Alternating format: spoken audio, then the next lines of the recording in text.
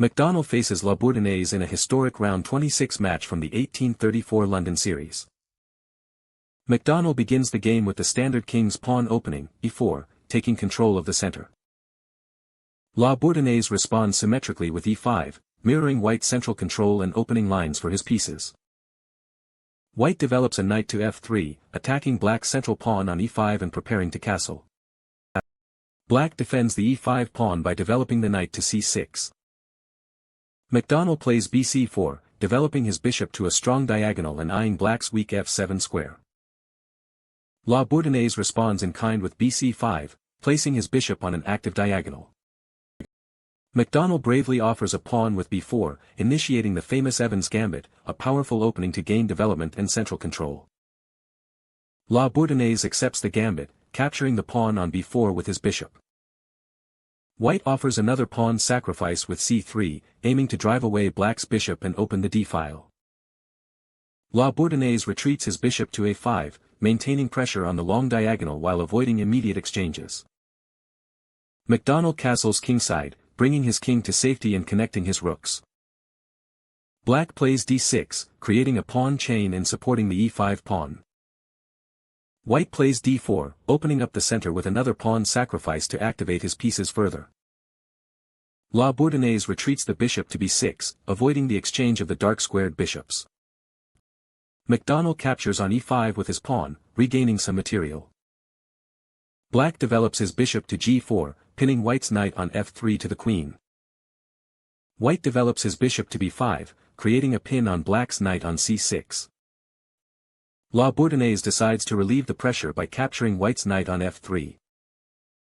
McDonnell recaptures with his queen on f3, maintaining the pawn structure and keeping active.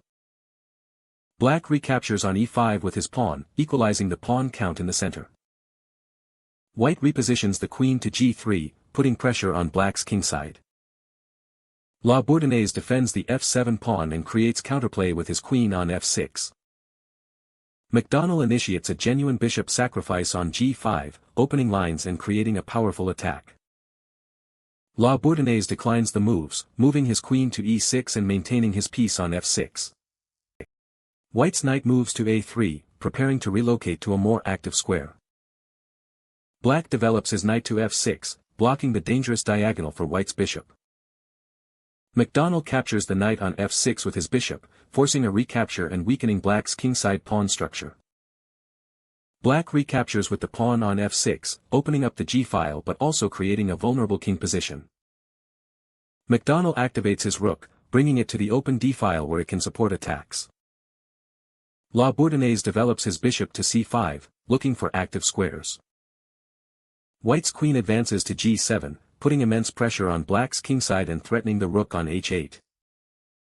Bourdonnais moves his king to e7, defending the rook on h8 but exposing the king further.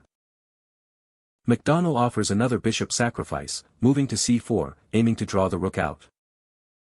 Black moves his rook to g8, creating an escape square for the king on e7 and protecting the other rook.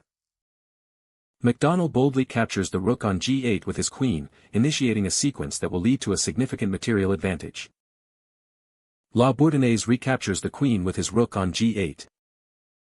White captures the queen on e6 with his bishop, recovering the material from the earlier moves. Black recaptures the bishop with his pawn on e6. McDonnell moves his knight to c2, aiming to bring it to a more active central square. Bourdonnais' rook moves to g4, attempting to create some counterplay. White brings his rook to e1, centralizing it and preparing to support an advance. Black pushes the f-pawn to f5, attempting to break White's central control. McDonnell captures the pawn on f5, opening the e-file for his rook. Black recaptures the pawn on f5. White offers a knight sacrifice on e3, aiming to further disrupt Black's pawn structure and bring another piece into the attack. Bourdonnais accepts the moves, capturing the knight with his bishop. McDonnell recaptures the bishop with his rook on e3, bringing his rook to a powerful central square. Black's king moves to e6, attempting to find safety in the center. White's rook moves to h3, preparing for an attack on the kingside. Black moves his rook to g7, defending the g-file. McDonnell delivers a check with his rook on h6, forcing black's king to move. Black's king retreats to e7, seeking safety from the rook's attack. White brings his second rook to b1, preparing to join the attack or defend the queenside. Black's knight moves to d8, trying to reorganize the defense. McDonnell advances the f-pawn to f3, securing his kingside and preparing for further expansion. Bourdonnais pushes his b-pawn to b6, opening a line for his rook. White centralizes his rook on d1, ready to support an advance.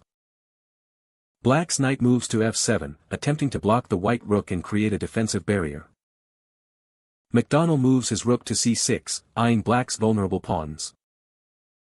Black's rook moves to g8, attempting to defend the king. White captures the pawn on c7 with a check, winning material and putting the black king under immediate threat.